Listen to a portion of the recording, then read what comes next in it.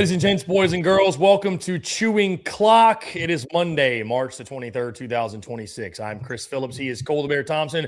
Tons to get into here on this Monday. Spring football is off and running across the SEC. We'll talk latest intel updates, some of the things that we are hearing as spring games near within the next couple of weeks. Also, we got rule changes for the 2026 season. Everything you need to know. I'm sure many of you were busy over the weekend watching March Madness. You didn't see the new rule changes that impact the sport that we all love for the upcoming season. We'll inform you. We'll fill you in. We'll give your thoughts or give our thoughts on the latest rule changes. Also, the season will be successful if series continues today. We are talking the Texas A&M Aggies and the Georgia Bulldogs. What'll deem a successful campaign for them upcoming. Also, of course, taking your questions, your comments, everything in between. We got a jam-packed show here on this Monday. And, of course, as always, make sure, guys, before we get going, hit that like, subscribe button on YouTube. Check us out wherever you get your podcast, all across your favorite social media platforms, as well as our website, SECUnfiltered.com.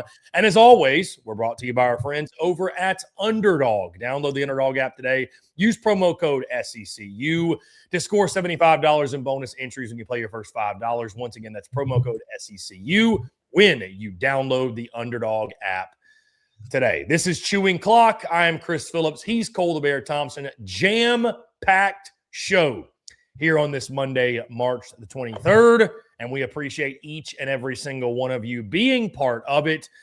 I welcome first my co-host, colleague, partner in crime, one of the best in the business, Mr. Cole the Bear Thompson. Bear, what's going on, man? Appreciate you taking the time. Really excited to talk with you. How was your March Madness, by the way? I know you and I had a good weekend because we both got Houston going all the way. They looked really impressive. How's your bracket looking after the opening weekend? I actually feel pretty good about mine, if I'm being totally honest. I felt worse going into Sunday. I felt really good going into Monday. I have a bracket success rate of 91%. So I have 13 of the 16 teams still in the Sweet 16. I have all four of my Final Four teams still in.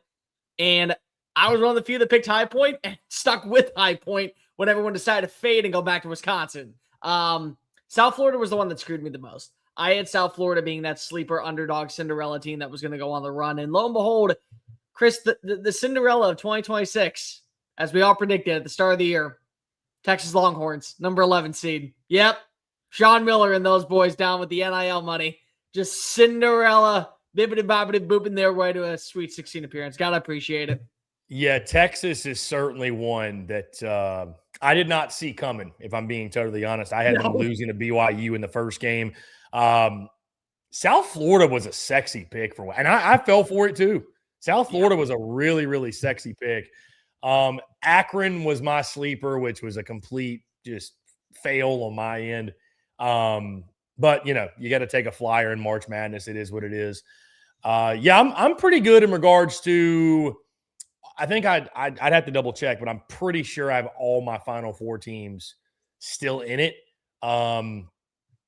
Florida was the team that, my goodness, what a shocker. I mean, unfortunately, that was probably the SEC's best opportunity to win a national championship. So it was the easiest one. Now, here's the funny thing. I had Florida losing in the Sweet 16. Yeah. But I had them losing to Vandy, so it's a moot point because Vandy, God bless, with the rim job of all rim jobs of time. My God, what a shot. And then for Taylor to get missed that bad. Oh, my God, just heartbreaker.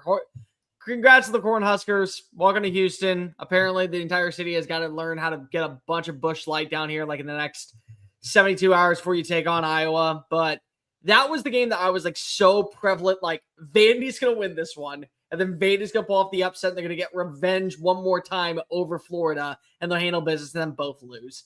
Vandy was a sleeper for me. I was very excited to see if they were going to go on the run. And now, dude, we got to live in a world where, like, now, unfortunately, I think as SEC aficionados, we kind of are pulling for the Big East or the Big 12 or somebody because there's 6 Big 10 teams in. You can't have both. You can either be the national champions of football and kick our ass in that standpoint, or you can win in basketball and say, you know what, the hardwood's your game. But you can't have both.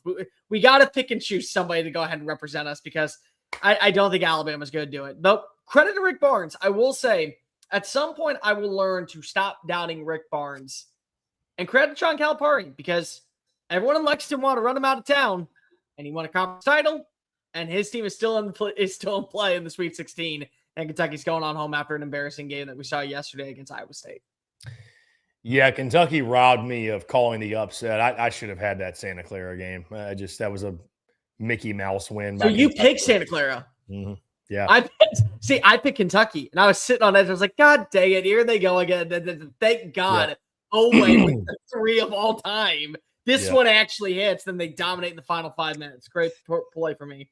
Yep, I had Santa Clara. That would have been a heck of a win. But I did have Tennessee beating Virginia. Again, it's the Rick Barnes special. Tennessee will lose in the next round, but they always seem to get out of the first weekend. So I need to stop doubting him. Because for years what I would do is I would fade Kentucky because they never would get out of the first weekend, whether it be in the first round or second round. But everyone told me, it's like, dude, if Rick Barnes wins his first game, if they get the win as the 6th seed over the 11, they're going to the Sweet 16. Nah, they'll figure out a way to mess it on up. Nope, lo and behold, here we go. I apologize, Volunteer Country. Now, I don't apologize for what's happening to you in your next game against Iowa State, but I do apologize what I did doubt you going into the series. Guys, on that note, really quickly before we get into the football stuff, had a great weekend at Slider House in Nashville, our March Madness HQ. So good of a weekend that we are running it back again this weekend for the Sweet 16 and the Elite 8. So once again, if you are in Nashville, around Nashville, you're going to be coming through the city, make sure you come on out to Slider House in Midtown. We'd love to see you out there. Yours truly will be out there each and every single night to take in all the games. 4 teams in the Sweet 16 from the SEC. Hopefully, we have all 4 in the Elite 8. Wouldn't that be something? We got half the field. Either way, we'll be there all weekend. It's going to be an absolute blast. Would love to see you guys out there. All right, let's get to the football. That's why you're here, because we talk SEC football 24/7, 365.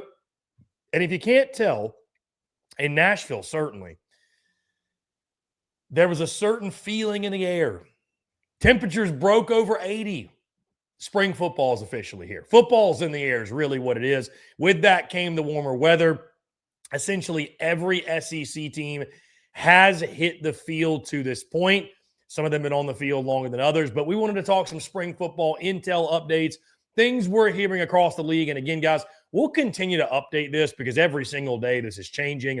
Again, some teams like an LSU, they're just getting going today, by the way. So spring football, it's never started, I feel like, as late as it has just because of the windows and the stuff like that and the calendar changing and all that stuff. But either way, certainly some interesting tidbits and some interesting notes coming out across the SEC. So spring football intel and updates. Cole, I want to start with this one because this one hits home for you. And I heard this over the weekend. Cole, we very well might have ourselves a for real quarterback battle in Tuscaloosa. To a point, to what I'm hearing is that there's a good chance, at least the feeling right now, long way to go, Austin Mack very well may have the inside track to that starting job. I more so bring that up. Number one, I was like, wow, because I thought it was Keelan Russell's job to have. Obviously, right. Austin Mack has followed Kalen DeBoer from Washington. I guess my question is, I don't even know if it's what does it say if Austin Mack wins that job, but that feels like a huge risk to me if you're Kalen DeBoer. I mean, again, we don't know, right? Like if the kid wins the job, he plays really well, obviously it's a moot point, right? Winning takes care of all, playing well takes care of all. But if you're loyal to your guy who follows you and you start him and it backfires and he doesn't do well. I mean, the guy the fan base at Alabama wants, from my understanding, is Keelan Russell. Now, I've actually been told there is somewhat of a split where it's like, hey, just play the best guy. It is what it is. But I know there is a strong contingency that wants Keelan Russell. We're playing the hypothetical game, Cole, but we kind of have to this time of year. What will your reaction be if Austin Mack actually wins the job? He was more prepared to go on into this battle with an opportunity to continue to build off what limited we saw last season. Because I think that there was some good that you can take away from the Indiana game in the Rose Bowl. Again, it's not a lot. I mean, he played it in the second half in a game that felt like you had already waved the white flag. You were down by 3 scores. And let's be real, it felt like you were down by 40 points at that moment. You had some drives that felt like that they were connecting at the right time. But at the same moment, it's kind of the way that I felt about the whole Arch Manning thing going into this year, or like Gunnar Stockton going into this year. You've been in the system for so long, at some point, the only thing that you're asking for is to see more reps. Like, that's it. Like Keelan, I mean, like when you look at Keelan Russell, he's been on campus for now 2 years because he was an early enrollee. So he understands Ryan Grubb's offense. But Ryan Grubb built an offense that was catered towards Austin Mack, because Austin Mack continued to build. Was brought on in from Washington. That was just it. So they recruited him from Washington, then brought him on down to Tuscaloosa. So he understands the ins and outs of the offense. The experience isn't there, but the experience isn't there for either of them. So what it really is going to come down to is, does Austin Mack know the playbook better? Does Austin Mack feel like that he's more equipped to push the boundaries a little bit more? And do you think that he gives you a better chance to win now? And let's just be transparent, Chris. Right now, I think for Alabama fans, as much as they would love to see Keelan Russell win the starting job, they want to win. That's just it. They want to get back to the level of being the most dominant team in the SEC. No questions asked. And so if Keelan Russell ends up giving you all of the tidbits and all of the traits that really fit into the mold of what you want for a quarterback, then he wound up proving me right. But if not, Austin Mack is not somebody that just comes on in and it's like, oh, well, you know, he's been around the block forever. No, I mean, he's a good quarterback prospect that many people have incredible amount of respect for inside that building. If he's the better fit and he gives you an opportunity to win today for this season and guarantee that you are right back in the conversation of a college football playoff threat as a national title contender, that's all that matters. And honestly, right now, I think that both quarterbacks are probably in a pretty good spot. I care more about the other things surrounding the quarterback. I care about what's the run game going to look like? What are we going to get from this new look offensive line? Who are some players that are stepping on up via the transfer portal at tight end, at wide receiver? What are we getting from this roster that makes you feel like that the quarterback is the last piece to get you over the hump? But either way, we should feel like a 10-win team if 10 or if 12 is starting for us. Cole, Alabama spring game, A-Day, actually returns, by the way, after pushback from the fan base. I was there last year, and it was a complete joke, I might add. But I believe there is a normal spring game returning for Alabama. It's scheduled for April the 11th. I'll make this prediction, Cole. You start out the season East Carolina at Kentucky, Florida State, South Carolina at Mississippi State, Georgia, that big one on October the 10th. Cole, my bold prediction, I do think this quarterback battle is going to go into the season. I do. Now, that's not to say they won't name a starter, but I think we're going to continue to have a fight between these two guys for the job. I do. Maybe I'm wrong, but again, I think they're going to give every opportunity to Keelan Russell to take the job. I have to imagine he is the most talented guy in that room right now. But here's the other thing, Cole, like there's going to be pushback from fans if and when Austin Mack, if he is indeed named the starter. This is why you hired Kalen DeBoer, though. You have to trust him. I mean, you very obviously have to trust him and his decision-making. It's why you have a Kalen DeBoer, a Ryan Grubb. You have to trust him if that's the guy he goes with. But I think what scares some people is there like a blind loyalty almost because Austin Mack's been with you for so long, or is he really the best available option? Here's one thing I don't believe in, Cole. I don't believe coaches at this level play favorites from the standpoint where they're going to sacrifice playing the better player because, well, I just like this guy more than the other guy. I don't believe it happens, Cole. There's a lot of fans that want to write that off. I've heard it across multiple fan bases. Well, it's because of, the relationship with this guy, or he liked him more. They're getting paid millions of dollars to do this. Jobs are on the line, livelihoods, family situation. I can assure you they are not playing the best guy. So I'd like to – that goes for Bama. That goes for every school in college football because I think sometimes fans, again, they like to write it off as like he must favor this guy. There's a loyalty. If Keelan Russell's the best player and gives him the best chance to win, like you said right now, that is who they're going to place. I think this will go into the season, though. I do. I think this battle goes into the season. This reminds me a lot of the battle between Jake Coker and Blake Sims in 2014. Like, they said that we feel confident with either one being the starter, but Blake Sims started in the West Virginia game, then come back out and you come back home and you face off against, I think it's Florida Atlantic, if I'm not mistaken, and both play. And then the Southern Miss game, both got to play. And then the Florida game, that was really where I think everyone realized, all right, Blake Sims is the starter. Blake Sims is the guy that we're going to ride with. Jake Coker, we really like you. That's the way that I would go about this. Because the difference is I think that when Kalen DeBoer got to Tuscaloosa, he saw a player that has all the intangibles to fit his offense, but has a little bit of extra juice with him in Jalen Milroe. So he started him.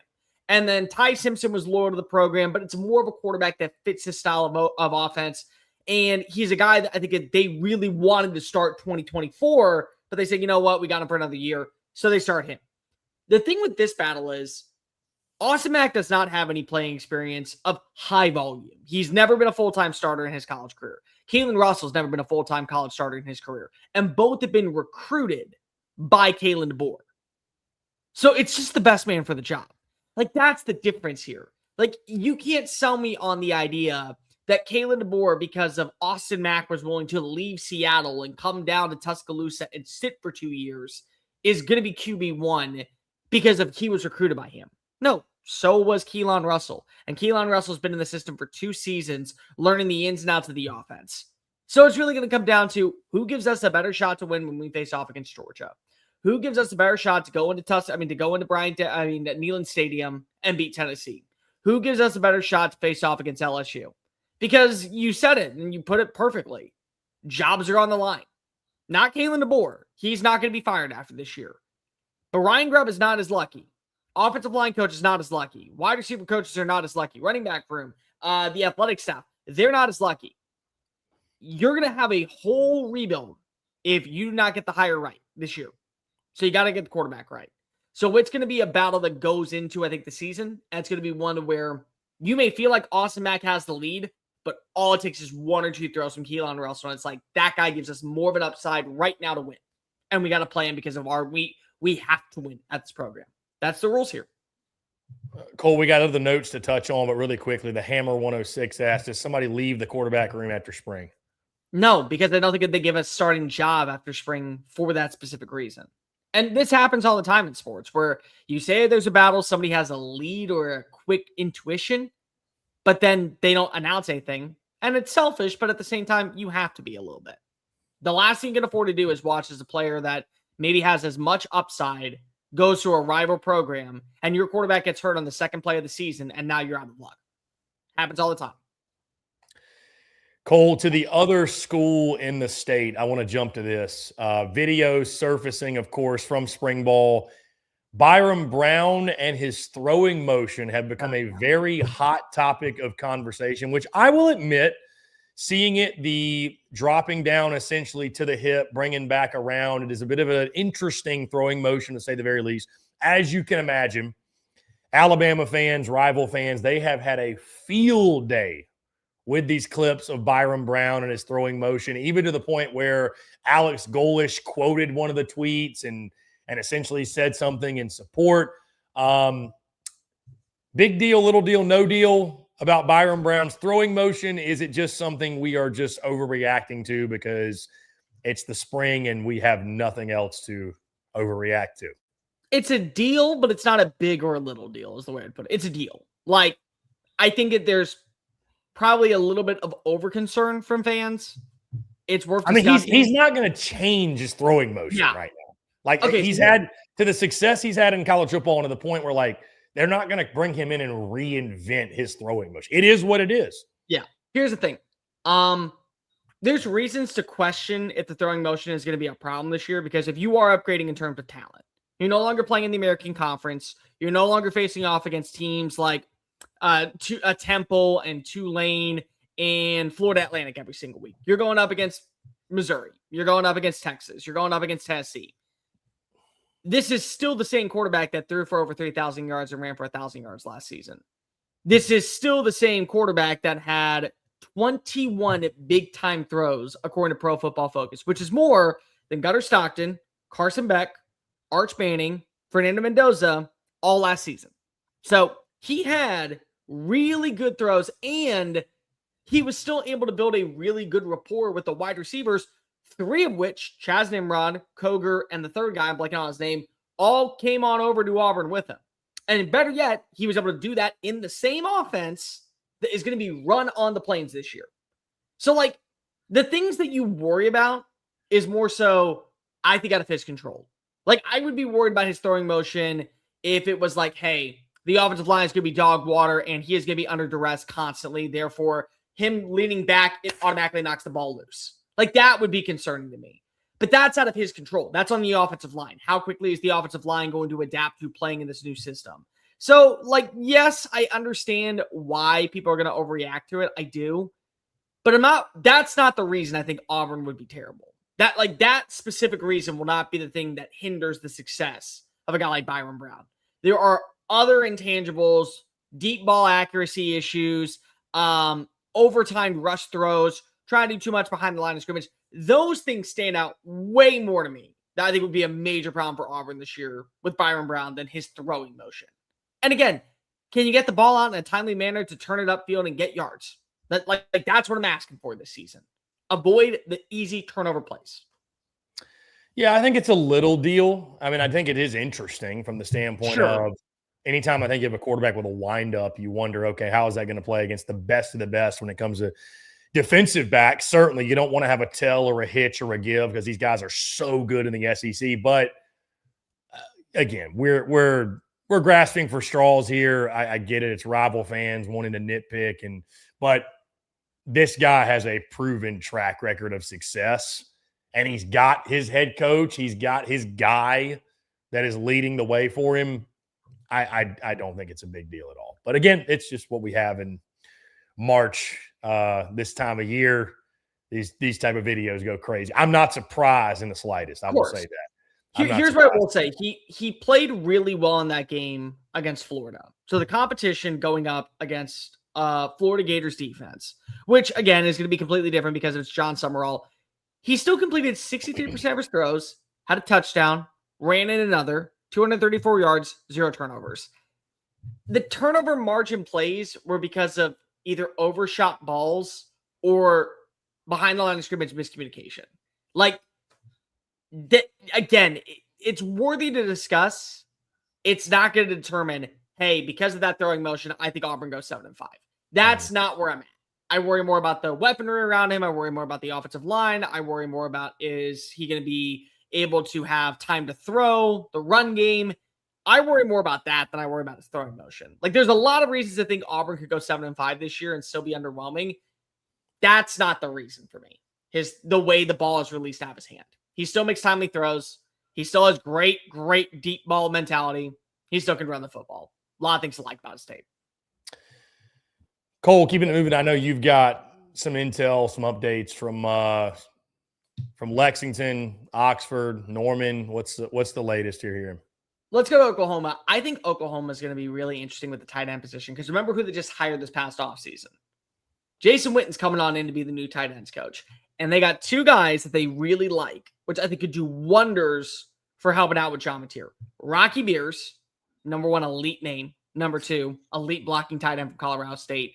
And Hayden Hansen, the former Florida tight end. I think that the one thing that they want to make sure they continue to do is have a security blanket for John Mateer in the passing game. Because I think that they did a good job of replenishing the wide receiver room. Like, when I look at Oklahoma this season, I'm thinking, once again, they're going to be able to spread it around the field. Isaiah Tangus back. I really like Terrell Harris coming on in from Virginia. Parker Livingston's part of the unit now. So he's got 3 to 4 weapons on the outside that can all make plays. I think the offensive line is going to be a lot better. But let's just say that they're unable to run the football, which, again, it's a big if this year. And that's really what's going to make or break Oklahoma, in my opinion. But let's say that they can't run it efficiently. Probably the next best way to guarantee that you're getting yards is by connecting with your tight end. So I think in the addition of what you have right now with a tight end coach like Jason Witten working alongside with Rocky Beers and Hayden Hansen, some of the younger guys, it's going to allow it to be what I would consider to be a secondary element. Like a secondary feel of, hey, I know that we can't run the football, but we're trying to get 3 yards. Quick little shovel pass outside of one of these guys and continue to move the 6 down the field. Defensively, I think what we're going to be paying attention to is who are the X factor guys that are coming on in to replace the big time names that left in the transfer portal. I mean, the NFL draft, because like David Stone's is somebody who I think everyone is like really paying attention to, paired alongside with Taylor Wine. Like Taylor Wine's got the edge, and then you got David Stone up the middle. What is that defensive line going to look like? You have another year of Kip Lewis at linebacker. So how do you think that's going to be, seeing him take on a bigger role? What about in the secondary? You have both Bowens back for another year. This is a defense that was so predicated on being the backbone of the team last season that you really want them to still be probably the anchor, but you don't want them to be the only conversation starter. Like, let's just say that you were able to, like, let me ask you, if you were a fan of Oklahoma, would you be so okay with having a top 25 scoring defense instead of a top 5 scoring defense, but it meant that you would gain 10 more points added on in to your offense, and you could run the football? I think the more the merrier when it comes to points. You got to score in today's college football to win. And Oklahoma's been a juggernaut offensively, or at least they were under the Lincoln Riley days. I mean, I think there's a pride of Oklahoma from a standpoint of physicality and defense, but it's kind of the old question: would you rather be a fan of a team who stinks on defense but is elite offensively, or vice versa? And it's right. Yeah, I think Oklahoma fans at this point would probably trade some defensive productivity for offensive productivity. Because right now, I think the biggest question mark is: are we going to rely so heavily once again on our younger guys and transfer portal players to come on in and be the backbone of our team, where John Mateer, we're barely going to ask him to do much? Like, hey, just put us in the field goal range. Tate Sendell can make a kick, and we'll win 13-3 every single week. I don't know if the defense is going to be that good. You have to be able to have something offensively. I think that the tight end position is going to be one I'm really paying attention to. And I really want to see who can play that Deion Burks role. Because remember, Burks was supposed to be that superstar wide receiver last season. And he had his moments in spurts. It was just Isaiah Satango was always finding ways to win at the line of scrimmage, break on downfield for gains 25 plus. So is it going to be Harris? Is it going to be Livingston? Is it a freshman that comes on in and is really hitting a stride at the right time? I think that Oklahoma right now, the offensive line, the running back position are going to be the main storylines, but how quickly can you build a rapport when it comes to passing attack that just constantly moves the sticks toward a position where you feel like that you're a more balanced approach offense? Cole, to Lexington and Oxford. I think with the thing that I'm paying the most attention to right now is the defense for Kentucky. And I say the defense for Kentucky because I think that there's a level of, eventually the offense will hit its stride underneath Will Stein. Like, Will Stein comes on into Eugene, and he doesn't miss a beat, replacing the likes of Kenny Dillingham. They have a top 10 scoring offense back-to-back years. They have a top 5 passing offense 2 out of 3 years. So I think that you'll get on page whenever Kenny Minchie is there, and you'll figure out a run game. But how can your defense be the backbone of your roster? Because we always say that defenses are usually further ahead of the offense. The position that I think is going to be really important to pay attention to is the safety spot. Because if you added in not only Jay Bateman, who's a really good defensive-minded guy, didn't call plays at Texas A&M, but still was learning the plays, and then John Christian Young, he was Houston's safeties coach last year. One of the few things I thought was really, really poignant about Houston and their run towards a 10-win campaign was their defense did not allow explosive plays. So do you have a safety pairing, whoever that is? Ty Bryant, Jordan Castell, it's probably the two that you're probably looking at the most. Maybe it's Jesse Anderson mixing on in. Do you have a unit that can be like that anchor in the backfield that is causing turnovers and forcing a quarterback in practice to throw in a double coverage, and the wide receivers aren't running out the line of scrimmage? Because if my defensive secondary is able to go ahead and make plays consistently and give the ball back to our offense, even if we're ending up losing games, we're going to lose by slim margins. Our offense, I think, will eventually catch up to speed. I'm just not sure where you are defensively. It's going to be interesting. I wonder what the spring game is going to look like in both Lexington and Oxford, by the way. Obviously, I know for Kentucky, I think they had gone a two-hand touch, if I'm not mistaken. And then obviously we know what Oxford was with Lane Kiffin. It was a dunk contest. I don't think they'll be doing that in Pete Golding. So both of those, both those spring games are going to look very, very different, very, very interesting. Again, most all these spring games, April 11th, April 18th. I think we might have one on the 25th, but essentially everybody's in that 11th or 18th spot. I do want to mention this, by the way, Cole, being here in Nashville, from what I have heard and talking to a buddy of mine that works for Vanderbilt football, it is not 100% that Jared Curtis will be your starter. Again, long way to go, but I don't think it's at least from what I was told, not a foregone conclusion in the building that it's just like his job to lose per se. So, interestingly enough, maybe it's coach speak. Maybe it's coach speak, but I have to think it's coach speak. I mean, maybe it is. Maybe it is. I'll be honest with you. I was like, I don't even know your backups. Like he said he was Diego Pavia's backup last year. I'm like, I couldn't even name him. I don't even know who he is. That's what I'm thinking about. Yeah. I'm like, who technically was the backup for Vanderbilt last season? I do not know, Cole. I do not know. Your guess is as good as mine, and you know what? I'm fine with that. Yeah. Anything else from spring ball at this point? Again, we'll have a lot more updates as we go. Again, some teams are just getting underway. Anything else jumped out to you at this point? I think the one thing that I'm going to be paying attention to with Ole Miss is how quickly are you going to get caught up with Deuce Knight in the offense? Because I don't think, and I want to preface this before we go any further, I do not think for 1 second that Trinidad Chambliss at this point on March 23rd is going to have to worry about the NCAA cracking on down and saying, you know what? Sorry, guys. We don't really care what you said behind closed doors. You're not playing in 2026. If he is on campus for the spring game, I think he's going to be playing week 1 when everything rolls around. But everything is crazy in the world of college football. You hear one thing on a Tuesday, on a Thursday, the other thing happens. That's just the way life works in general. So I want to see what Deuce Knight's going to be. Because if Deuce Knight feels acclimated to John David Baker's offense, if Deuce Knight is able to build a relationship with any of the wide receivers, like Traylon Way's back for another year, the kid from West Virginia, I really thought he was going to have a bigger role.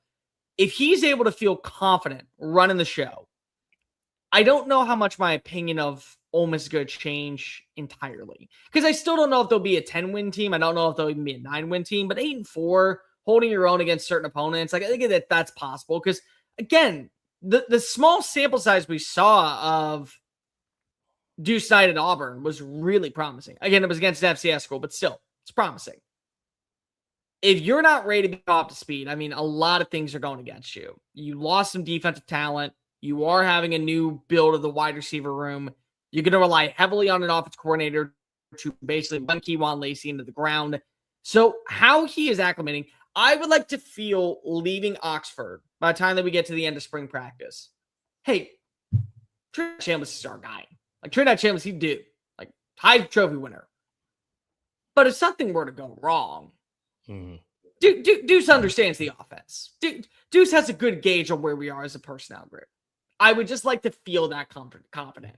And then defensively, I think that Luke Farrelly, how his role is going to be, you know, it's a big-time name that comes on in from the Clemson deal after being transferring on over from Cal. Not supposed to be there, then supposed to be there, and Dabo calls him on out, and all this other stuff that goes on with it. So it's like, I want to know that that dude was worth the squeeze and all of the drama and attention.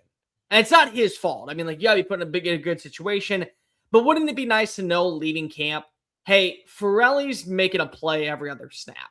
Like, he is grabbing the face mask of his teammates and going, get lined up properly. We're running it this way.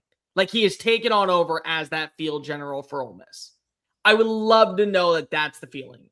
Because the last thing I want to do is be like, you went through all this drama for a guy who is backup. Like, he's a second teamer. Like, he's barely even seen the field. Was it worth it, Pete? Really, just to send that text message 1 or 2 times? Like, come on, man. We know there's some rules that are broken and here and there, and I get it. Like, Lane did some crazy things, but you don't need on that level. Once again, guys, spring football is in the air. There'll be many, many more updates from where this one came from. Stay tuned. Obviously, updates and intel virtually on every single show for us moving forward up until we complete spring ball near the end of April. Really exciting stuff. Pads are popping once again in the SEC. Cole, on that note, let's get into some rule changes that are going to affect the 2026 season and potentially beyond. Listen, if you're a fan of college football, which you're watching this show, you are, these are things you need to know because over the weekend, over the last couple of days, we've had rule changes that have rolled out, a couple new rules, one that isn't going into effect, but things you need to know because college football is going to look a little different. So, Cole, without further ado, I'm going to run through these. We can discuss, give me your thoughts, all that good stuff. First off, and probably one of the hottest topics in college football, Cole, targeting. The main rule change coming within respect to the targeting penalty. So in the past, targeting was a one-size-fits-all penalty, meaning you had to miss 4 quarters no matter what, right? So if you got the targeting penalty in the first quarter, you missed the entirety of that game. If you got the targeting penalty in the third quarter, you missed the rest of that game, plus the first half of the next game. So targeting is now going to a tiered system. So bear with me. On the first offense, a player is now only going to miss the game they are currently in, no matter at what point in the game the penalty occurs. So you can get a targeting penalty in the fourth quarter.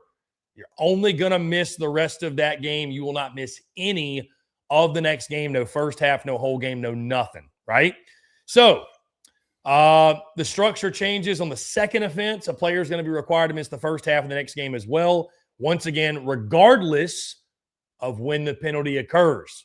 So that is a change. If you get the penalty in the first quarter of a game, I believe you're going to miss the entire game and the first half of the next game if it's your second offense of the season. Fair enough. On a third targeting offense, which, by the way, there were 0 of these last year. Nobody got 3 targetings, so this is just in case. Third targeting offense, a player will miss the entirety of the next game, regardless of how much of the current game they would miss. So again, example, you get a targeting in the first quarter. It's your third targeting of the season. You're not only going to miss that game, you're going to miss the entire next game.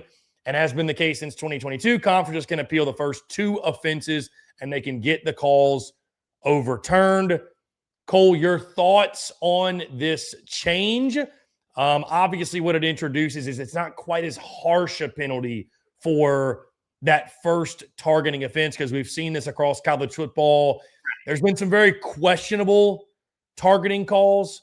You had the Miami cornerback that had to miss the first half of the national championship because of a targeting call.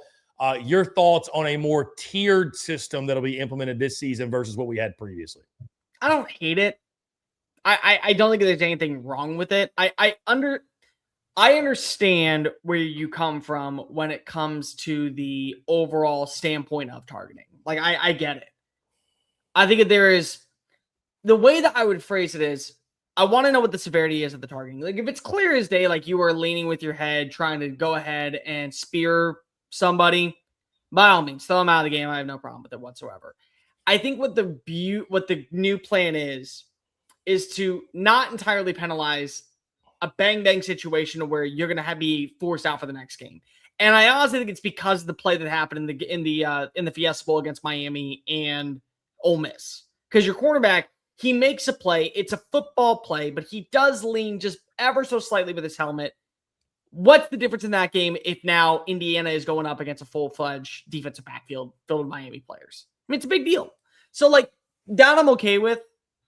I want to know what would be the severity of if there would ever be a rule put in place of somebody gets injured, like really, really bad injured, would that lead to them being suspended for multiple games or something like that? Would that kind of targeting call be? Because of, again, you knew what the intent was behind it. You knew that you were trying to make a big hit. And ultimately now he's out for a while. Should you be out for a while? But I think it's a fair way to guarantee that, hey, we're not going to penalize teams because of they're losing a player because of one blundering mistake. And it kind of is going to help you, I think, be more prepared on how to attack as a player moving forward. Like, you'll be more transparent, especially if you have 2 strikes. Like, if you've already missed the 2 games, you got the third one coming on up, you're probably taking a different approach about how you go about tackling because you don't want to miss 2 games. Cole, the question I have, and I mean, you wouldn't want to think that guys would think like this, but I mean, let's not forget we're talking about a sport where like Bounty Gate was a thing. So I think Right. you'd be remiss to think that. I mean, I'm thinking to myself, I mean, which I like it. Like I think I like that guys don't have to miss the first half of the game off the first offense. But just to play devil's advocate, I wonder if there's not like if you get to the fourth quarter of a game, let's say it's late in the season or it's a big game or whatever it is, and like you haven't had a targeting all season, do you maybe in the back of your mind say, hey, like I've got one to give here and I won't miss the next game at all? Like if I got a guy coming across the middle, I'm gonna light his shit up. Like I don't care. Like I give me the targeting. I don't really like you know what I'm saying? Like I don't want to think a guy would intentionally spear a dude in the helmet. No. But like this is all out war, Cole. Like this is football. Like, and if it's me or him, and it's the difference between winning or losing, like I think you could see guys be a little more aggressive than they normally would. Cause it's like, again, I've got one to give. Right. It's like a foul in basketball. Like I got one to give. I got a foul to give. You know, if you're like, hey, what am I going to do? Miss the last 5 minutes of the game? If it's either it comes down to that or I'm making a play for my team and I'm not going to miss the next game, hey, I'll give one. Like I'll get one. Again, you don't want to think guys are thinking like that, but again, it is football. It's football. It's football. Of course they're thinking like that. And we're talking about a sport where, again, especially like if you're a hard-hitting safety, let's be honest, your goal is like, I want to split this dude in half. Like I want to knock this dude out. That's at least how old school football mentality was. Again, to play devil's advocate, I just wonder if we see this used as strategy by defenders. So, like, here was the funny thing that I had thinking back now what you just said. I could totally see in like the Iron Bowl, like you not wanting to shot. I get a shot. You get a shot. It's a rivalry game. Hey, my safety. Oh, by the way, positions that are filled with really good depth to where if you lose a player, it doesn't feel like you're losing for the game. Like, hey, take out the quarterback. I want no shot of us losing this game. Like, it's something that you have to throw out there. It is. Because if it's only going to be suspended for the rest of that game. And let's say like Alabama, perfect example. They're going to play in Atlanta the next week. Guaranteed. They could win, lose, doesn't matter. You can take out their quarterback or their star wide receiver, make your job a little bit easier for the rest of the game. All right, he's out. Cool. Am I going to miss next week when we face off against Georgia? No. Peace. Like, that'd be it. And I don't know if that would be the mindset to think, but it definitely is going to be on the mindset of a lot of players. Hey, I got one to use. I'm not going to get in trouble with this. Let's waste them. You know what's going to happen. Yeah. I mean, dude, it's football. It's going to happen. Cole, let's go to the next rule. This one really confused a lot of people, but you as an NFL guy, I'm excited to get your insight on this because the fair catch kick rule. Again, this one caused, and I even had to look at this for like 15 minutes and be like, wait a minute, what? So essentially what the rule is, in an end of the half or end of game scenario, if the receiving team calls a fair catch, they have the opportunity to kick the ball to get 3 points. In the past, a strategy for teams late in games has been to punt the ball away, late in their own end zone, not giving the team enough time to do anything. This essentially negates that. It gives the receiving team a chance to kick a field goal. So it's essentially like a free kick. No time on the clock. You get to kick a field goal if you so choose. The kick will be a field goal place kick with a holder, no tee, or a drop kick from the spot where the returner caught the ball. If the ensuing kick goes to the uprights, it'll add 3 points to your total. Essentially, it's a field goal. I thought this was interesting. The defense is required to be at least 10 yards from the spot of the kick. Cole, again, you're an NFL guy. They do this in the NFL currently. Do you see this a lot? I don't like it. Never maybe happened. I haven't paid attention. I don't recall ever seeing this. I'm also not a huge NFL guy though. So right. No, it's a 1 in a billion thing that ever happens. It's basically what it allows you to do is, let's say it's a really, really, really crappy kick and you're at the back of the end zone and you think that you're in field goal range and there's 1 second left on the clock and you fair catch it and time expires. So it's like all based off of certain percentages and adages that go into it. And you feel confident that your kicker's leg is going to be able to make it with holding a kicker. Because remember, it's still a kick, just without the, it's just without the place tag. if you feel confident that you can make the kick, then by all means do so. But like, if you were to ask me right now, who'd be the team that I think could make that play? I'd probably say Oklahoma in the SEC, like with Tate Sandell. Like, hey, we got Alabama pinned at its 1 yard line, and their punter has been shanking shit all day. Well, number one, you have to make the kick. Like, I mean, number one, you have to make the catch. If it bounces, it's over. Like, you have to get a fair catch. But then you have to be in a position. So, like, basically, it's following the NFL approach, but much like the NFL, it's going to be the outlier. Like, you'll every once in a while see something like this happen, but more often than not, it is going to be, they're just going to go ahead and go into halftime. Like, more often than not, because if it barely happens in the NFL with the kickers, it's almost never going to happen when it comes to college. The difference with the two is I think that with college, punters are worse than they are in the NFL, and so are kickers. But punters right now may have a shorter kick. I mean, a shorter time, hang time, which means you fair catch it, and if you trust your kicker, you can make a play. So I expect this to actually happen at least one time next season, but it's going to be a once in a billion type of thing. Like, it's not something that you have to go look deep into. Very interesting rule change, to say the very least. So if you ever do see it, now you know what it is. Cole, we also got an update on unsportsmanlike conduct. Interestingly enough, further direction for unsportsmanlike conduct penalties. The Oversight Committee approved clarifying the rule to give on-field officials guidance to align with the current game. So they're going to focus on unsportsmanlike conduct where a player taunts an opponent, actions that interfere with game administration, and celebrations found demeaning to the game or opponent. Cole, when I read this, all I say is, please bring back horns down. Just let guys do it. Come on. Come on. Let guys do horns down. It's funny. Let guys do the gator with the throat slash. Like, come on. That's the one that I always hate. So they made that in the NFL a big thing, is the throat slash. Like, that became a penalty. Like, and that was very shocking because they're like, we don't want violence. I'm like, do you know what sport you're playing? Like, you understand that this is like a car crash every other 5 seconds, right? Like, you got dudes running 30 miles per hour up on other people to go ahead and just mollywop them. Like that's what we're seeing on the field daily. So, like, I find it stupid. Basically, it's for let's not upset other boosters and people who are going to be calling the front office. What I think happened is, quite literally, most people got tired of hearing from their school administrations how this is unjust, that back in my day, so-and-so did this. And like, now that, we're supposed to be about the game and the sanctity. And now college football, as I know it, has been destroyed because of NIL and other things. It's just like a way of saying, dude, it's one less thing for us to bitch about. Like, just don't do it. If you don't do it, no problem solved. People are still going to do it. Fine. We're going to make you pay us if you do it. Problem solved. End of discussion. It's stupid. It's a dumb rule, but they're trying to figure out ways to guarantee that people don't have fun. And it's like the NFL, the no fun league. Cole, to offensive PI. Offensive PI has been changed. It was a 15-yard penalty previously. It is now a 10-yard penalty.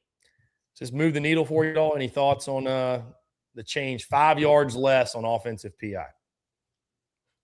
Not really. It's like I wonder, does PI ever get changed to a spot foul in college? Because it's not on defense, is it? It's just a 15-yard penalty? No, 15 yards. And what would be interesting is that I think you would see a lot more guys try to go for the deep ball if it was a spot foul. If it was a spot foul, they would 100% say, 25 yards downfield, screw it. Even if I'm picked off, guess what? He's grabbing my guy. Problem solved. We're going to get the ball there. I don't think you can. Like, and honestly, I hate the spot foul in the NFL. Like, I really do. I think 15 yards is fine. Because, like, basically, if you're a wide receiver and you know you're getting grabbed and the ref's paying attention to you, what's the point of trying to make the highlight grab? I'm just going to get a spot foul. Cool, we're going up 40. We're going up 35 yards.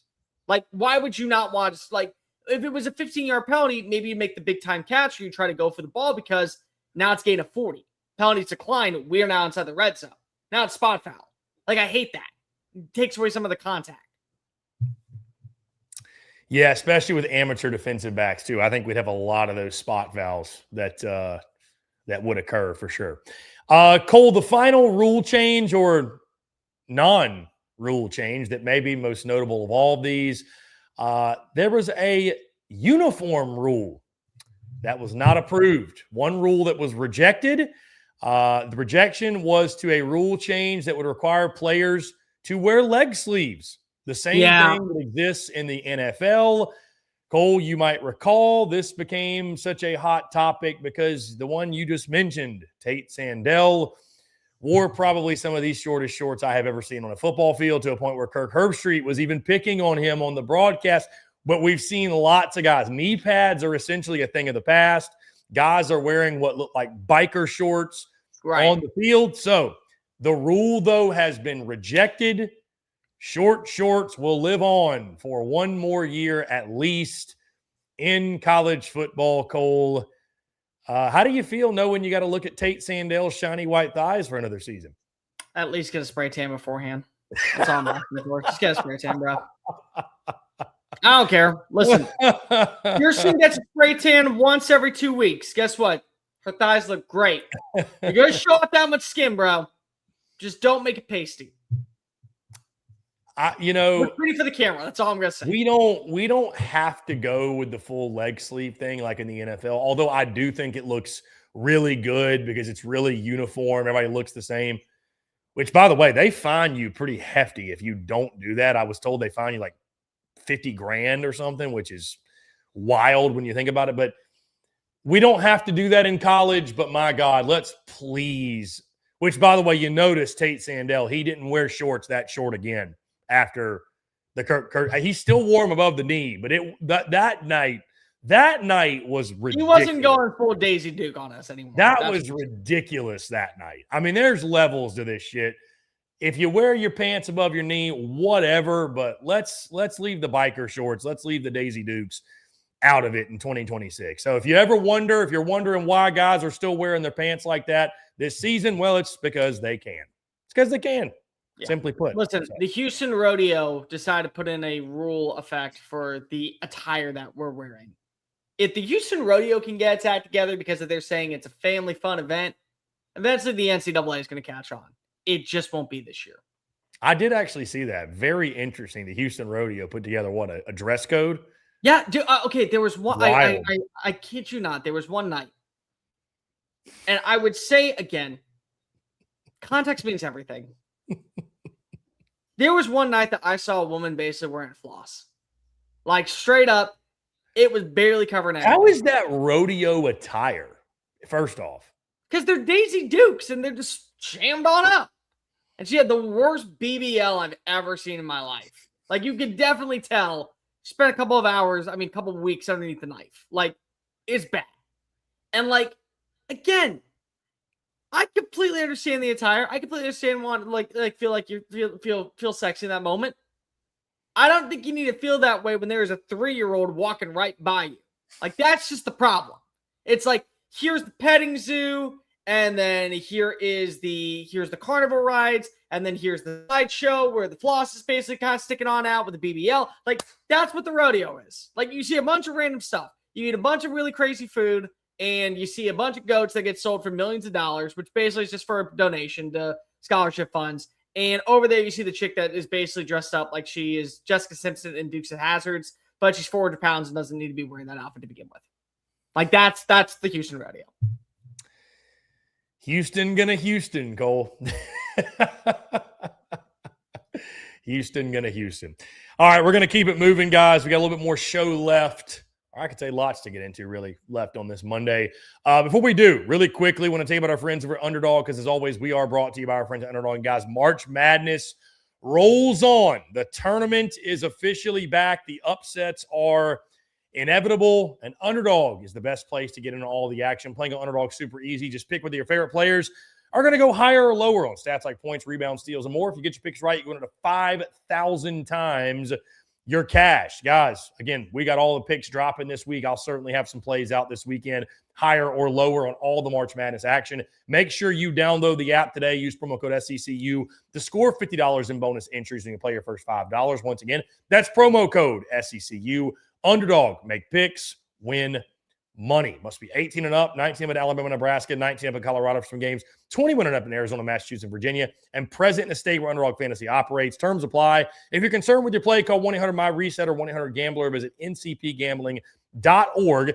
In Arizona, call 1-800-NEXT-STEP or text NEXT STEP to 53342. In New York, call the 24/7 Hope line at 1-877-8-HOPE-NY or text HOPE-NY. Cole, the season will be successful if series continues here on this Monday. We're talking two teams first. We start the Texas A&M Aggies, who are coming off a season in which they won 11 regular season games and hosted a game in the college football playoff.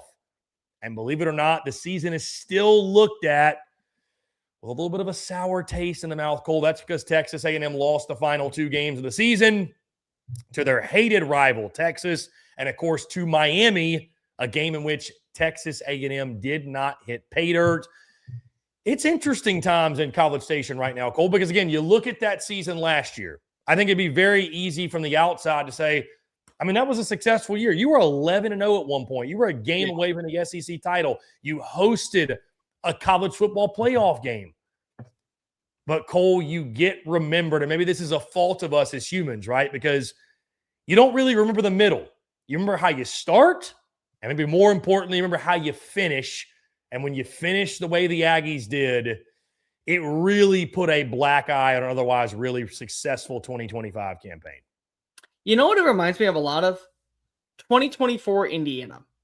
Think about Indiana in 2024. They went 11-1. They made the college football playoff, yet nobody gave them the respect that they deserved because of who'd you play. Who were the teams that you went up against that you actually thought you were supposed to be quote-unquote competitive? Okay, well, you went up against Notre Dame and Ohio State, and you got mollywopped by both. Neither game was a competitive one. Texas A&M, you do beat Notre Dame, which we got to give credit to. You beat Notre Dame in South Bend. Hell of a win. But then the next 6 games were all against the bottom 6 teams in the SEC. Nobody of relevance. So it's like, all right, you went 11-0, but who'd you beat to get there besides Notre Dame? And then the 2 teams that were actually competitive on the schedule, you lost both in sporadic fashion and your offense kind of hit the bricks. So, like, I viewed Indiana as a hell of a good season underneath Cornetti. I viewed Texas A&M last year as a hell of a good season underneath Mike Elko. They're both good, but there's the caveat of, were you good because your schedule gave you a couple breaks along the way, or were you good because you were actually a good team? And so maybe that's a sign of confidence going into this year for Texas A&M. Coach is back. You have your quarterback, which, again, was a fault at times, but still had his moments to get you 11-0 to begin with. Your defensive formality is still there. You made sure you fixed the offensive line with a bunch of veteran talent. You still have some wide receiver play. You feel like that maybe you're even upgrading as a play caller because you're moving off Colin Klein and bringing in Holman Wiggins.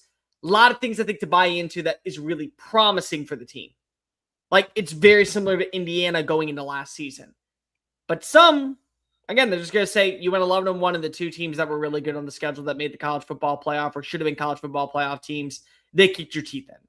Like, you really weren't that special. You got lucky because of the way the schedule folded for you. That's not fair, but that's the way society is sometimes going to look at it. And Cole, on that note, speaking of the schedule, of course, as we always discuss, Cole, the schedule plays a major factor in helping define what is a successful season, because not all schedules are built equally, as we just discussed with Texas A&M's a season ago. As we look at the schedule, Cole, you open up the season in non-conference play. Missouri State week 1 shouldn't be an issue. Arizona State in week 2. Very interesting as Kenny Dillingham and company come to town. You open SEC play against Kentucky in week number 3 in College Station. Cole, other notable games. Your first SEC road game, you're at Lane Kiffin and LSU at the end of September, at Mizzou, at Alabama. The Crimson Tide are back on the schedule. At South Carolina off a bye week. That one seems to always be an interesting game against the Gamecocks. You host Tennessee. You are at Oklahoma. And then you close out the season with the Texas Longhorns in College Station on that Friday night, Cole. Again, the closing stretch, the final 3 games, Tennessee, at OU, Texas to close it out. So you better be playing your best football at season's end. When you look at that schedule, Cole, that feels like a schedule that I don't think we're going to have the same narrative about the Aggies that some had, I should say, in 2025. No? No, if you go 11-0, you earned your right to be 11-0 in a playoff team. Like, nobody's going to question if you are a national title contender. Nobody's going to question if you have a roster good enough to go on a 4-game stretch. You may, at that point, very well have clinched your spot in Atlanta, for all we know, going into the final game of the regular season.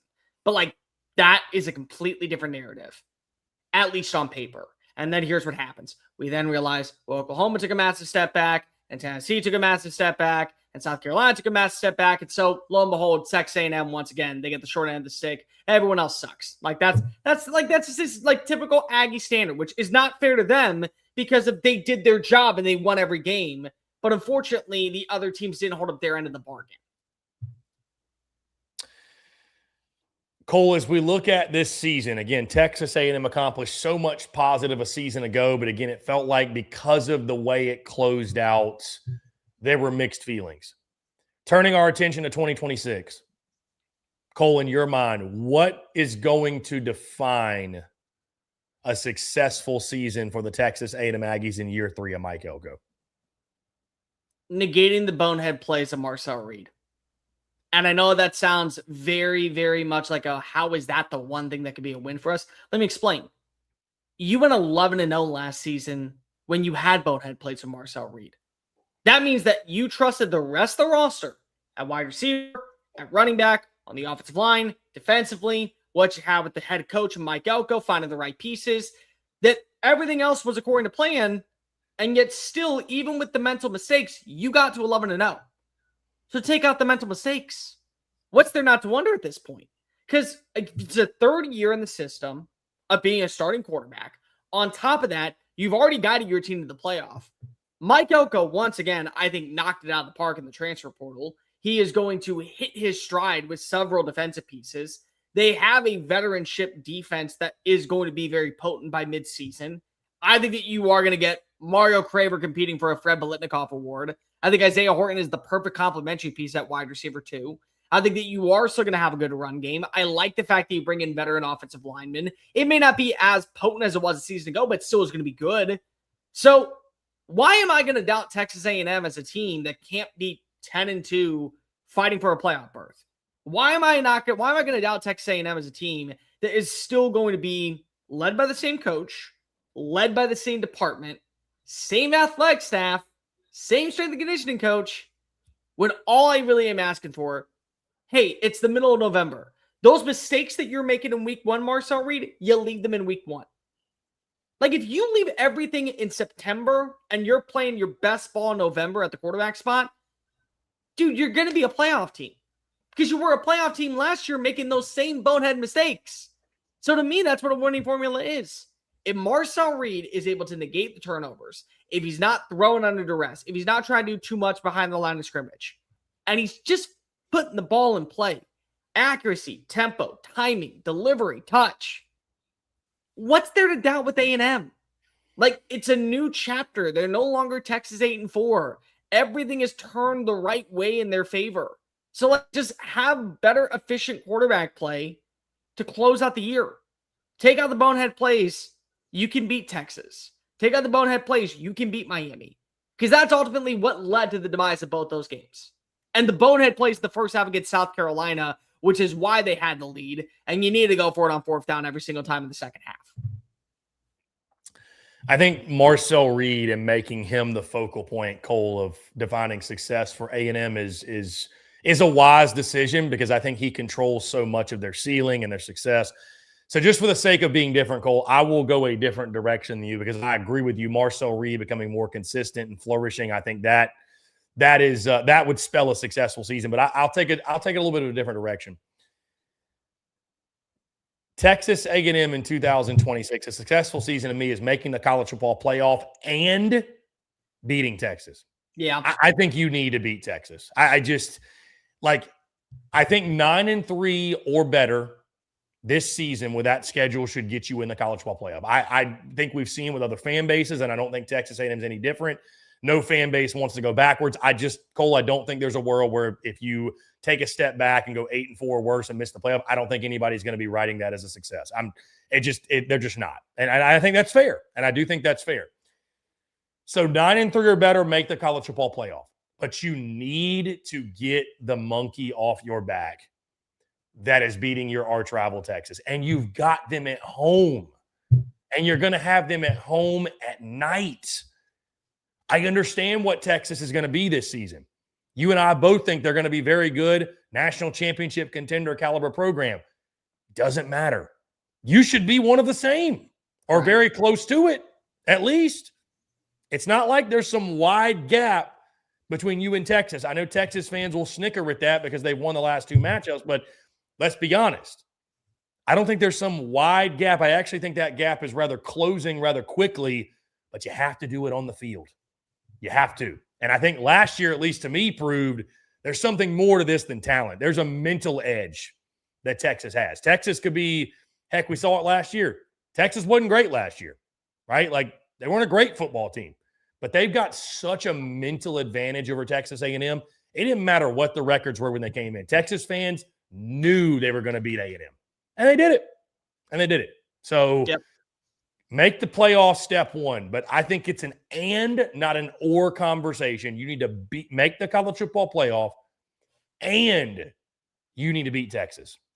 It's very, very hard to label a season a great success when you're losing to the rival for the 3rd straight year. It's very difficult in my mind. So make the playoff, beat Texas. You do that, I think it's a success. You know, you could go as far, Cole, as do you need to win a playoff game? Whatever. Just get yourself in that position, get in the playoff, let the rest of it take care of itself. So much of it is relying on matchups and how that sets up. Make the playoff, beat your rival. I think anything beyond that's gravy. I think you'll write that as a successful year. I'll go a step further. I think that to make the playoff, you're going to have to beat Texas with that schedule. So it really does go hand in hand because of one doesn't happen without the other. I would agree. Yeah. I mean, I think if you're the kind of team you want to be in 2026, you're probably beating Texas at the end of the season. Again, at home at night. Let's not forget that. So, guys, I'd love to hear your thoughts. Texas A&M in 2026, what defines a successful season for the Aggies? Cole, before we get out of here, let's keep it moving. Season will be successful if for the Georgia Bulldogs. Georgia's had an interesting run the last couple of years. There's a bit of a national title drought in Athens, if you can believe that. And unfortunately, to the dissatisfaction of, I won't say many, I'll say some Georgia fans, well, Kirby Smart believes in his coaching staff. He has re-upped the contracts of both Mike Bobo and Glenn Schumann. Mike Bobo, most notably, the Fire Bobo crowd was in shambles when that announcement came out. But, I mean, Cole, listen, any season in which you win the SEC championship, how can you not look at it as a raging success, right? But standards different in Georgia. Standards different in Athens. And I think that's certainly the case there because, yet again, you go to the playoff, you're a top 4 seed, you go to the Sugar Bowl, and you lose. And this time it's at the hands of the Ole Miss Rebels and Pete Golding. And it was a great game, thrilling game, but certainly you don't feel any better about that when you're on the losing end. Yet again, Cole, a very interesting feeling for Dogs fans because for the 2nd straight year, you won the SEC title, but you went one and done in the college football playoff in that very same game that was the Sugar Bowl. Georgia fans, we talked before, Cole, they're growing antsy, right? Because the standard is so high in Athens. Right. It does feel like we've almost reached a national title or bust mentality, and winning the SEC doesn't have quite the same juice, dare I say, as it once did. So a lot of mixed emotions for what the 2025 season was for Georgia. I think it's wrong to have the national title or bust mentality anywhere in college football, even for Ohio State that was fresh off of winning a national title. But you're Georgia, and you should at least expect to win a playoff game. You haven't done that in 2 years of the college football playoff, and you've won the conference 2 years. So you're supposed to be the conference finest, and yet you're 0-2 since winning the conference title. It's a kind of slap in the face. Like, I genuinely think that for some Georgia fans, not because of they want to have it happen this way, But I think for some Georgia fans, they'd be content not winning the SEC title if it means that they are guaranteed to play 4 straight games, including one at Samford, and finally get the monkey off their back of winning a playoff game. Like, I think that because this is supposed to be the most complete team in college football. And I'll be completely real. You look at them roster-wise, they could go toe-to-toe with Miami. And then go toe-to-toe with Indiana. They could have handled this against Ohio State. But it's something about whatever going to New Orleans, which, by the way, pray to God they don't go to New Orleans again for the 3rd straight freaking year. But, like, it's something about that atmosphere and that off period where all of the juice, all the momentum, everything that we're seeing fixed at the right time, culminating down Atlanta, ends up just disappearing, and it's a new version of the team that takes the field when they go to the playoff. And it's like, I think for Georgia, they know what is supposed to be the expectation. And the expectation is met when they play in Atlanta. Like, when you look at the way that they handle business against Texas and Alabama, that's the Georgia that we're accustomed to seeing. That's the Kirby Smart-led Georgia that, unless you have an A-plus game plan, you're not coming back to beat us. And then something happens between then and now. And credit where credit's due. Notre Dame had one hell of a game plan in 2024. Ole Miss played backyard football and 3 plays on 1 drive really was the deciding factor in that game against the Bulldogs. Like, those are just things that we can talk about. They just are. But, like, I think you're at a point of where, look, we'll trade in an SEC title game if it means we're playing at Samford. And Kirby's talked about this. I think if you ask most coaches, they would say, we want to play the first game. Not because of they're afraid of losing in that first. I think it's because of they don't want to lose that inertia. They don't want to lose that momentum in that drive of sitting for a month waiting for it to happen. And honestly, it makes sense because think about it. It's 1-7 for the teams that have sit in the first month that don't play. They're 1-7 in the last 2 years in the second round of the playoff. Yeah, there's something to be said about that, Cole. I can't help but laugh when you think about SEC title fatigue. Maybe there's trouble in paradise. There's essentially 15 other schools that would sell their soul to win an SEC championship. Meanwhile, Georgia's like, we're kind of tired of winning them. We'd rather somebody else. At least Georgia fans feel that way. Like, yeah, we were talking about it before. Like, they would have rather not gone to the SEC title and, like you said, gotten that first round playoff at Stanford. I can't help but laugh at it where it's like, man, what a luxurious position to be in to kind of pick and choose. But I will take it this though. I don't think that's how Kirby Smart thinks. I think he still puts a lot of value on the SEC championship. He was a player at Georgia. I think he's just one of those guys that winning the SEC title, a ring game is always going to be important to him. So if Georgia's not there, it's not because they didn't try to get there. We'll put it that way. But it is interesting how we're in a place in college football, Cole, and it's valid where, you know, winning the SEC title, it's a nice thing to hang your hat on, but it doesn't automatically, bam, that was a successful year. Like, you had a great year.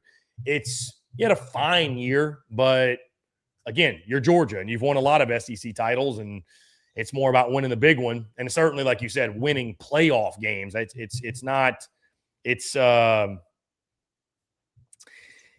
deemed success when you get to the playoff and you can't win a game. It's not a good feeling. I don't care who you are. The Georgia Bulldogs schedule, Cole, looks like this upcoming season. Georgia opens up non-conference play with Tennessee State and Western Kentucky back-to-back. Their SEC opener is at Arkansas. SEC home opener in Athens. They welcome the Oklahoma Sooners. Other notable games, Cole, of course, that game in the middle of October at Alabama. You then get Auburn at home, so back-to-back Bama and Auburn. You've got, of course, Florida coming off the bye week. Don't forget, Cole, that game is at Mercedes-Benz in Atlanta, Georgia. You go to Ole Miss. You host Mizzou. South Carolina's back on the schedule. You're at the Gamecocks, and then you get Georgia Tech in Athens at Sanford Stadium. Cole, all in all, dare I say, I think this is a pretty manageable schedule for Georgia. It's certainly not for Georgia standards, yes. For Georgia standards. I mean, again, at Bama, at Ole Miss are the really tricky games. At South Carolina, depending on what they are late. We know Williams-Brice Stadium can be a house of horrors. But outside of that, it feels like a schedule, again, that is at least workable for a team of Georgia's caliber where they can navigate their way. Close your ears, Dog fans. Back to Atlanta for the SEC title. Like, let's be real. Right now, looking at their schedule, returning talent, what they brought in the portal, and their current recruiting class, plus the veteranship of the roster that is getting a year older. Do you expect to see Georgia and Atlanta come early December? I do, and I was going to say, Cole, I mean, I don't think they're an underdog in a single game right now. They're not. I mean, According to maybe the betting at odds, Bama's a pick 'em. Maybe at Bama's I closer think to a they're pick 'em, still a but favorite. I think even there, I mean, because of the quarterback questions for Bama and the Kalen DeBoer questions, I think, and after the SEC title, I think there's going to be a different feeling on that game this year. So, I mean, I think Georgia's probably the favorite preseason in every game. Georgia is going to be a top 5 team in the country when we get to the way too early preseason top 25. I expect them to be in Atlanta. Like, I'm not saying that they will, because anything can happen. An injury, bad breaks here and there, a couple teams come out of the woodwork like crazy. And we get to this other season where, once again, it's one loss. Like, 4 teams have one conference loss. So who's the loss to? Like, that plays a factor into it as well. But, like, that's what we're looking at this point. I expect Georgia to be there. Schedule's manageable, returning talent, what they have on the roster, expectation from Kirby Smart, how they go about practice, how they carry themselves throughout the week. It just makes too much sense that they're supposed to be in Atlanta. Yeah, I mean, Cole, I think after the last couple of years, back-to-back SEC titles, you'd honestly be kind of crazy to not have them in Atlanta in the preseason. I mean, at this point, they're going to have to show me they're not going, or somebody else in the SEC is going to have to show me that they're taking their spot, right? On that note, though, Cole, again, maybe it's not national title or bust, but we've reached a very interesting point for Georgia football where, again, if you ask people who's the SEC's best shot at ending this drought and, you know, dethroning the Big Ten, if you will, it's been 3 years since the SEC has won one. People are probably going to say it's Georgia. What deems a successful season, though, for the Dogs, especially if it's not national title or bust? Making the national title for the first time in 3 years or 4 years is probably what I would go with. It is. It is. Because I don't think that you have to win it every single year. I think that you have to finally get over the hump of, hey, we're going to win the SEC title. We're going to look like the most complete team in college football. We should win a playoff game. Okay, but now we got to make up for losing 2 playoff games, which means we get the first round bye. So now we got to go 2-2 over the last 3 years, which means now we have to be in the national title. And I don't think it's too much to ask. You got a quarterback that fits your system like a glove. Perfect fit for what Mike Bobo wants to run. You have a running back room that's really good. You have an offensive line that is going to be a year older, a year wiser. And I think that there's 4 returning of the 5 starters, if not 3 of the 5 starters. So veteranship. You're expecting a bigger role from your wide receivers like Taylor Taylor to take that next jump forward. It's a Kirby Smart defense headlined by Glenn Schumann calling plays. Calling shots and developing.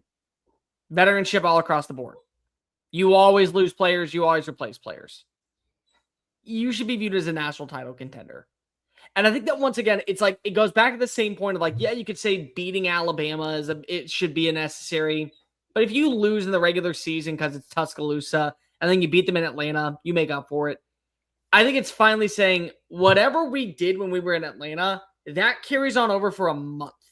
And that allows us to make it to Las Vegas for a shot at winning a title. You don't need to win it. You should win it, or you should at least be considered one of the favorites to win it. But you at least got to get there.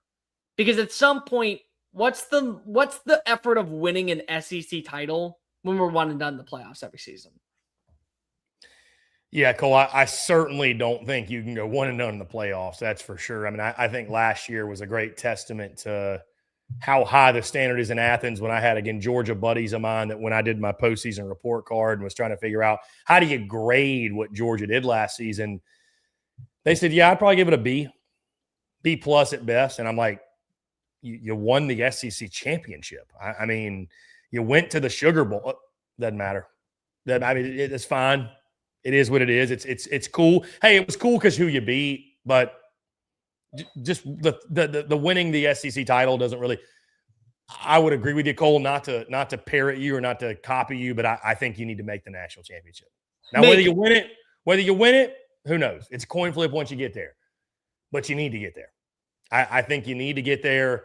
The standard is the standard in Athens, and I don't think they should be lowering that standard anytime soon. I think it's time for Georgia to win a few playoff games and get back to establishing themselves as one of the elites of college football. And I think the only way to do that is to win in the postseason and at minimum be in a position to win a national championship. So I'd agree with you. I think you got to get to that big game, get back to that big game. And I think, Cole, that's whether you win the SEC title, you don't win the SEC title. Heck, I don't even care if you go to the SEC title. No matter what happens, I think making the national like that, I think that's what this fan base, that's what they care about. That, to me, is how this fan base quantifies success or failure. And maybe failure is too strong of a word, but that's the expectation, I think, of Georgia football. And sure. Credit to Kirby Smart. He has nobody to blame but himself, right? If he feels like those expectations are high because of winning back-to-back titles and doing what they've done and winning at the rate they have. But that's the only thing that I think is really going to satisfy this fan base, Cole. I don't know that winning just a single playoff game would do a whole lot for you. Yeah, you need to string a couple in a row, get back to a national title game.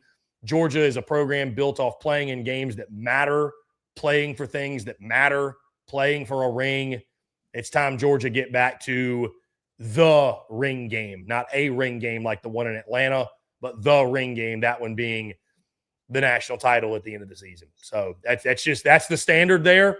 Again, maybe it's not a national title or bust mentality, but they need to show strong signs of life in the postseason that they're getting closer to that goal and not sort of stuck in neutral, if you will, which, again, Cole, like we've talked before, 99% of programs in college football would trade places with Georgia right now, but Georgia's the 1%. It's the standards and the expectations are just different there. So, again, we're essentially asking the question, how does Georgia have an A+ season? How do they have an A season? I don't think they can have it unless they get to the Natty.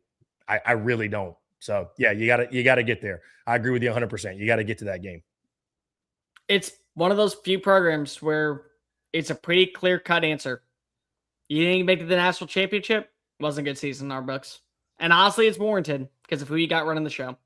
Yeah, there's a couple of those programs in college football. Georgia is certainly one of them. Guys, I'll ask you, love to hear from you, thoughts on Georgia football in 2026, and most importantly, what will define a successful season for the Dogs this upcoming campaign? Cole, that being said, that's pretty much going to do it all for us. Anything else? Any other anything you want to add to the show before we get out of here? Bet money on Houston because both Chris Phillips and I have the Cougars winning the national championship. I mean, might as well at this point. Like, if you're not going to pick Alabama, then pick Houston, I guess. I would say bet heavily on Houston. That team is really, really good. I mean, they took A&M to the woodshed, man. That was. Yeah, but I felt like that was expected. Like, I had a bunch. I didn't know it'd be that bad.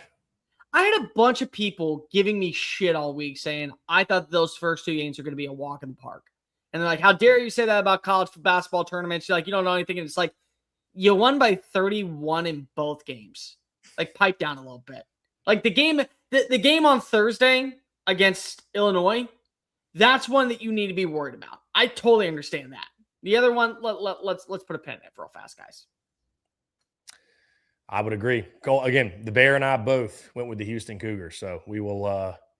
We'll see. We'll see if we're right. Going to be an interesting weekend this upcoming weekend.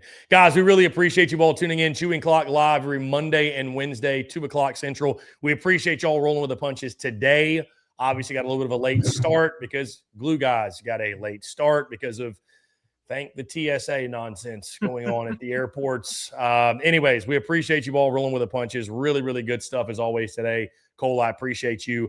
Guys, as always, before we get out of here, make sure you hit that like and subscribe button on YouTube. Check us out where we get your podcasts all across your favorite social media platforms, as well as our website, SECUnfiltered.com. For Cole Bear Thompson, I'm Chris Phillips. This is Chewing Clock, SEC Unfiltered's bi-weekly SEC football show, the best SEC football show on the internet. Y'all have a great rest of your week. Till Wednesday at 2 o'clock. We'll talk to you all then. Cheers.